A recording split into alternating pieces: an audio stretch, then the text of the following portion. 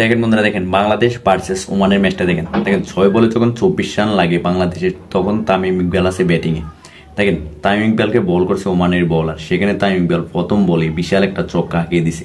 বাইরে ভাই বুঝতে পারতাছি না তামিম ইকবাল কি অসাধারণ ব্যাটিং করতেছে। আসলে এইরকম ব্যাটিং করলে তো 6 বলে 6টা 6 মারা যায়, সেটা আসলে তামিমের পক্ষে সম্ভব।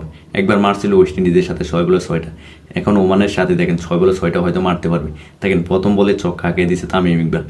দেখেন দ্বিতীয় নম্বর বল করেছে ওমানের বলার, সেখানে সৌম্য সরকার ছিল ব্যাটিং। দেখেন সৌম্য সরকার বোল্ড আউটে প্যাভিলিয়নে বেরিয়ে গেছে। ভাই বুঝতে পারতাছি না কি ব্যাটিং করতেছে, এটা আমি বুঝতে পারতাছি না সৌম্য সরকার।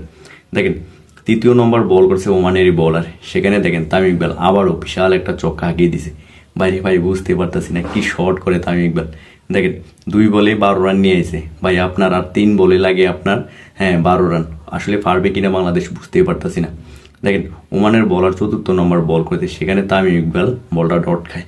আসলে একটা জিনিস বুঝতে পারতেছি না, তামিম ইকবাল এই সময় এসে যদি বল ডট খায় তাহলে ম্যাচ কোন জায়গায় যে আটকেবে।